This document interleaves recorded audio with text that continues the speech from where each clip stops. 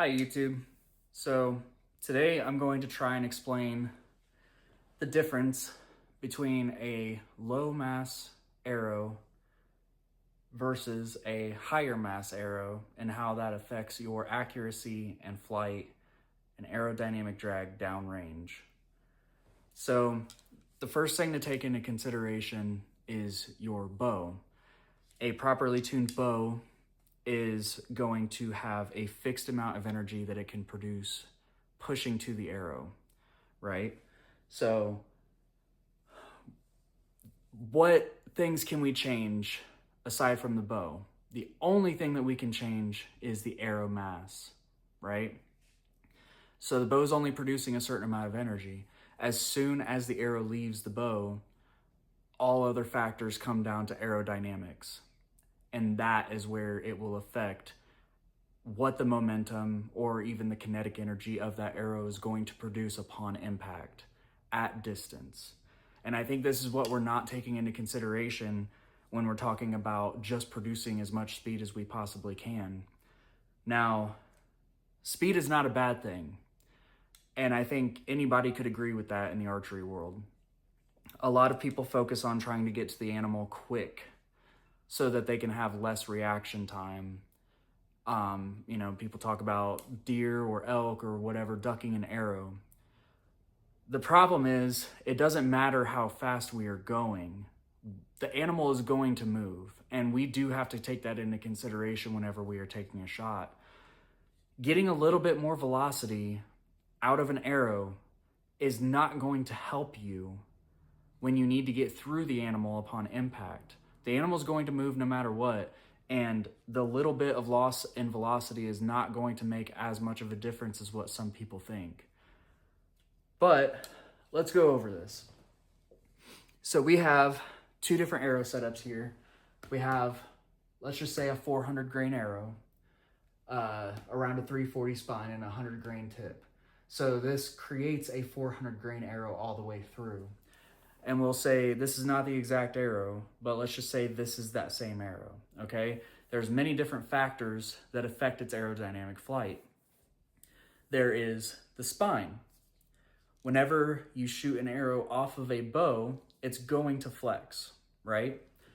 And so that is where people get the calculation of center of mass, or FOC. So you have lower mass at your tip. And so the weight is distributed more evenly through this shaft, right? So let's just say the center of mass is at the middle of the arrow.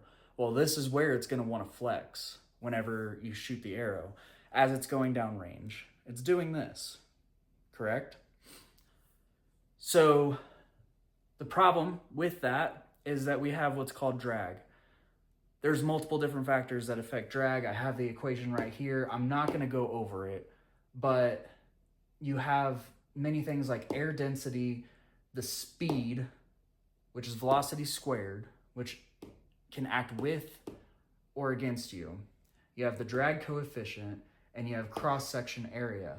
So taking everything into consideration, it's moving forward, there's drag on the front, and also as it's flexing, the crosswinds, or the directional opposing forces of the wind, are going to catch upon every single part of the surface area of this arrow, including this, the fletchings at the back. The fletchings also create lift, which helps to stabilize the arrow. But if your center of mass is here, you have less of a lever with your fletchings at the back, and it's not going to be able to correct the flight pattern as easily. So again, we have a low FOC, and that creates more bend in the arrow, especially with a lower spine arrow. And we have less lift because the center of mass is closer to the center of the mass, working against these directional opposing forces. Now, take into consideration this arrow, which is essentially a 700 grain arrow. And I believe when I calculated the FOC of this arrow, it's around 14% forward of center. So there's different ways to get this forward of center. and there's different reasons why you would want to do the forward of center. So this arrow has a much higher mass.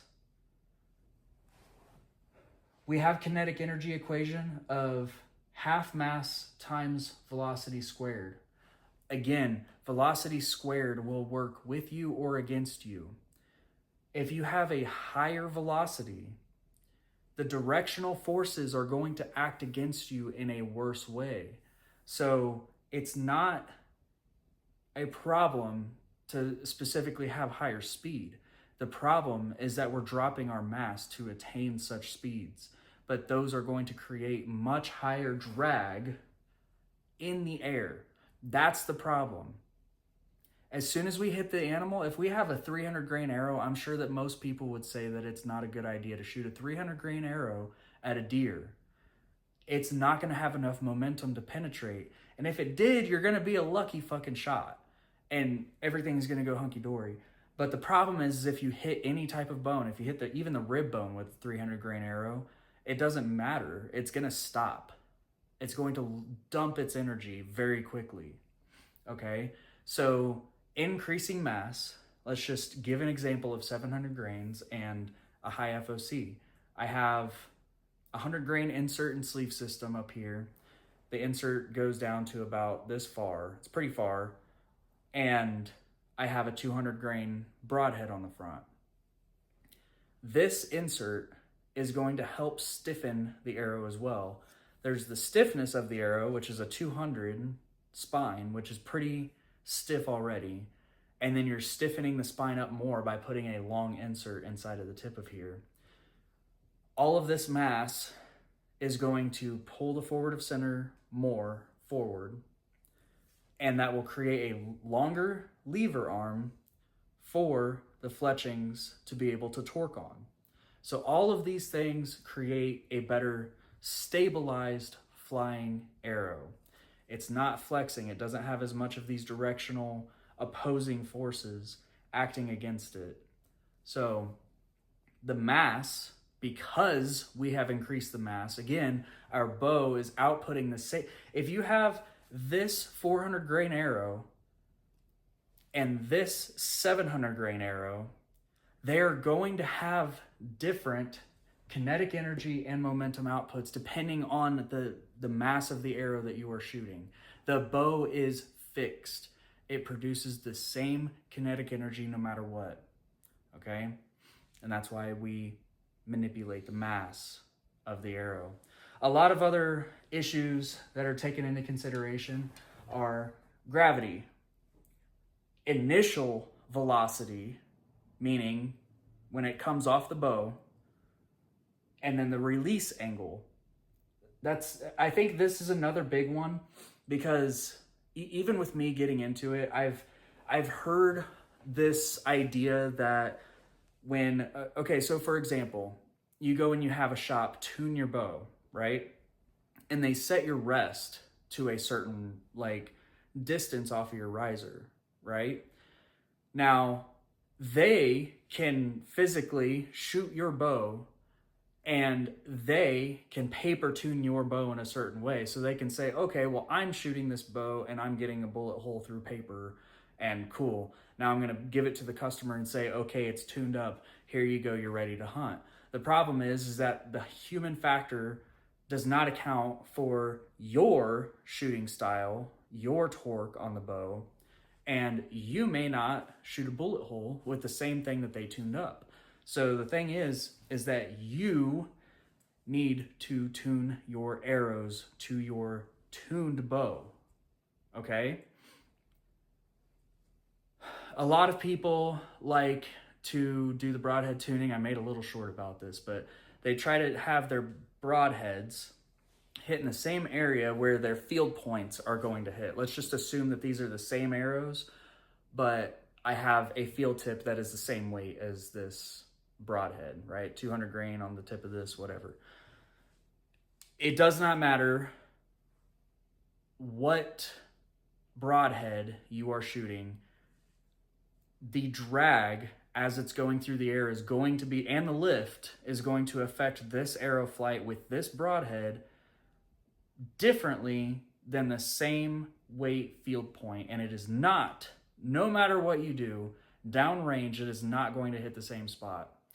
So a lot of people have those issues of what broadhead to use. It doesn't matter. Practice with your broadhead, get accurate with your broadhead, and stick with it. Don't shoot field points as practice unless you're just practicing on form. But this broadhead creates lift at the front, and you want as much of a stable arrow flight as you possibly can. If you shoot this arrow and it shoots off your bow and immediately cocks to the side, you have just lost a shit ton of kinetic energy, okay? The arrow is going to stabilize, and with this heavier arrow, yes, it still may have more penetrating power, but the problem is that your arrow is not shooting off the bow properly. You want it to shoot straight, and as long as it shoots straight, don't worry about your field points. If this is shooting straight off your bow, it's going to shoot straight. You are going to have the rotational forces of this, this is a single bevel broadhead, and this is a 1 degree offset fletchings that I have on here. So this is going to create a little bit of rotation as it's going down. It has a heavy spine, so the weight up front is not going to affect it as much, and even the insert and the point weight, because it has higher FOC, it's going to create a better lever for the fletchings to correct the arrow trajectory, and it is going to very easily get through those opposing directional forces due to the air and the animal that you're hitting, okay? This is a lot, and I think this is the problem why so many people don't want to look into this. The industry wants to create this idea of having a faster bow and arrow. Again, there's really nothing wrong with having a faster bow, and in fact, it's good for penetration to have a higher velocity. But the problem that most people do is they pull all of that density, all of that mass out of the arrow to have a faster arrow. We need more penetration. That is the equation that is going to solve a lot of people's problems. And, we as hunters like to talk about ethical hunting. Well,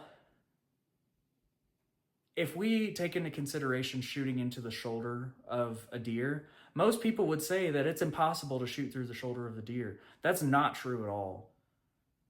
If we control the mass of our arrow, then we can take a shot like that, and even if a bad case scenario happens, we're still going to get through dense bone as long as you understand the mass and the trajectory of that arrow flight.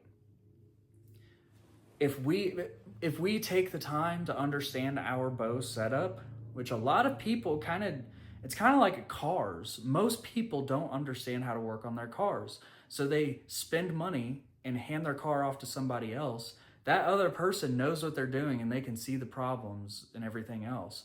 They may also screw something up because they don't know exactly what they're doing. This isn't their car. They don't work on this car every day. They don't drive it every day. It's just the same as your bow. Why would you hand your bow off to somebody else, not knowing what they're doing, not knowing how it's tuned, not knowing how the arrow is flying off the bow, and go out and hunt with it? It doesn't make sense. We need to understand our setups more. We need to understand even with me, I'm not going to sit here. Well, I might actually, because I'm ADHD as fuck, but I may go through all this process and figure out exactly what's happening with all these equations, drag, release angle, initial velocity, gravity, all these factors that affect the arrow in flight. But we need to understand that all that we're looking at is trying to get as much kinetic energy out of changing and manipulating our bow. Our bow is fixed. We have a certain draw length. We have a certain draw weight. That's going to produce a certain amount of kinetic energy. You know how we're going to increase our kinetic energy? By looking at the mass of our arrow. And we can have more momentum, which is what we need to get through the animal. Have more momentum with our arrow to have a complete pass through on an animal and become a more ethical hunter. You can be as accurate as you want. It does not matter how fast your arrow is and how accurate you are as an archer. Things happen. The animal moves. The animal gets a vote. So when things go wrong, have a little bit more mass for when things go wrong, and you're not going to injure as many animals. You will actually hit the vitals more often than not, even when you hit heavy bone. So just take these things into consideration. I know that the Ranch Fairy has all these factors, and one of the big factors of the bone breaching capability is the 650 grains and above. I don't absolutely think that we need to be at 650 grains and above, because that's lower on the factors list. The problem is once you hit bone, if you do hit bone, you need an arrow with as many other factors as you can fit into that equation to help it breach that bone and continue going, not just stop dead in its tracks, okay? I have another video on all the factors of arrow penetration. Please watch that video. I think it gives a lot of context, but I tried to create a graph to help me explain everything that's going on here. But yeah, if you have any questions, please leave a comment in the description of the video. Like and subscribe. I'm trying to grow this channel, and I appreciate you watching. Thank you.